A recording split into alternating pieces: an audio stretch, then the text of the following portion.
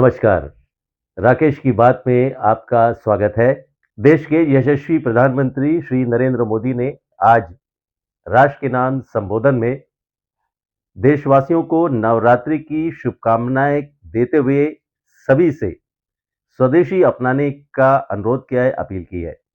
राष्ट्र के नाम संबोधन में प्रधानमंत्री ने जीएसटी की जो दरें हैं, जो संशोधित दरें हैं, वो 22 सितंबर यानी कल से लागू होने जा रही है, देश भर में लागू होने जा रही है। और इसी पर प्रधानमंत्री ने आज राष्ट्र को संबोधित करते हुए कहा कि ये जो नई दरें कल से यानी कि 22 सितंबर के सूर्योदय से लागू होने जा रही है।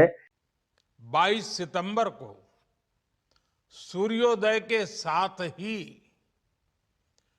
नेक्स्ट जनरेशन जीएसटी रिफॉर्म्स लागू हो जाएंगे। एक तरह से कल से देश में जीएसटी बचत उत्सव शुरू होने जा रहा है। इस जीएसटी बचत उत्सव में आपकी बचत बढ़ेगी और आप अपनी पसंद की चीजों को और ज्यादा आसानी से खरीद पाएंगे। ये देश की जो जनता है उनके जीवन में एक बहुत बड़ा बदलाव लाएगी।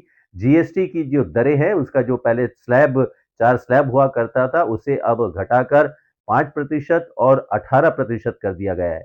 यानी कि 12% और 28% वाला जो स्लैब था उसे खत्म कर दिया गया है। अब सिर्फ 22 सितंबर यानी कल से 5% और 18% वाला ही स्लैब रहेगा। प्रधानमंत्री ने यह भी कहा कि 99% सामान वस्तुएं ऐसी हैं जिनको 5% का जो स्लैब है उस पे ला दिया गया है और इससे ये बहुत बड़ी राहत मिलेगी आम जनता को, मध्यम वर्गीय परिवारों को। अब जो छोटी कारें हैं, स्कूटर है, फ्रिज है, टीवी है, खाने पीने के सामान है, ये सारे सामान जो है वो सस्ते हो जाएंगे और जब सामान सस्ता होगा तो खरीदारी अवश्य बढ़ेगी। खरीदारी अवश्य बढ़ेगी, निवेश होगा तो देश का पैसा देश में रहेगा। जो कारोबारी है, कारोबारियों के पास पैसा आएगा, लोगों के पास पैसा आएगा और इससे जो है एक जो सर्कुलेट होता है, जो एक पैसे का आदान प्रदान होता है, बाजार में पैसा आएगा तो इससे सभी को फायदा मिलेगा। प्रधानमंत्री ने यह भी कहा कि जो इनकम टैक्स का स्लैब है, नौकरी पेशा लोगों के लिए जो इनकम टैक्स का स्लैब है उसमें बड़ी राहत दी गई है और इस राहत देने की वजह से लोगों के पास पैसा आएगा। जीएसटी की दरों को सामान्य कर दिया गया है, उसे कम कर दिया गया है, तो एक साथ दो दो तोहफा। तो प्रधानमंत्री ने यह भी कहा कि ये एक पर्व है, जीएसटी उत्सव है, लोगों के जीवन में खुशहाली लाने के लिए। कई ऐसे सामानों के दाम अब अवश्य कम होंगे और ये अब लागू होना शुरू हो जाएगा क्योंकि प्रधानमंत्री ने जिस प्रकार कहा कि अब इससे ना सिर्फ आम लोगों को राहत मिलेगी, मध्यम वर्गीय लोगों को राहत मिलेगी, छोटे लोगों को, छोटे हमारे एमएसएमई सेक्टर के लोगों को भी राहत मिलेगी। प्रधानमंत्री ने एक बार अवश्य जोर दिया कि हम अब आत्मनिर्भर भारत की ओर बढ़ रहे हैं, इसमें लोगों का योगदान बहुत जरूरी है। उन्होंने आह्वान किया देशवासियों का कि वे स्वदेशी अपनाएं।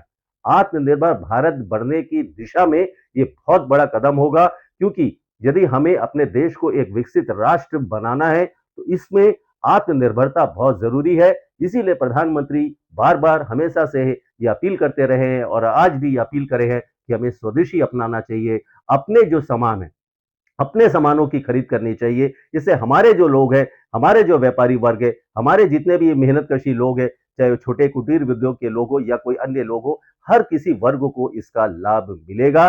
प्रधानमंत्री का ये संबोधन वाकई एक नई क्रांति का सूचक है क्योंकि ये जो दरें अब 22 सितंबर से जीएसटी की नई दरें कम हो रही हैं, जिससे आम लोगों को फायदा मिलेगा और एक नए भारत के निर्माण में सबका योगदान एक बहुत ही बड़ा अतुल्य होगा। प्रधानमंत्री के संबोधन के बाद अवश्य ही जीएसटी की दरों में जो कटौती की गई है इससे आम जनता को तो राहत मिलेगी ही, लेकिन जहां तक हम अंडमान निकोबार की बात करें तो यहाँ पर जो हम देखने आ रहे हैं कि यहाँ पर एक हमेशा से ही एक जो एजेंसियां हैं और सब कई यही कहते हैं कि जागो ग्राहक जागो।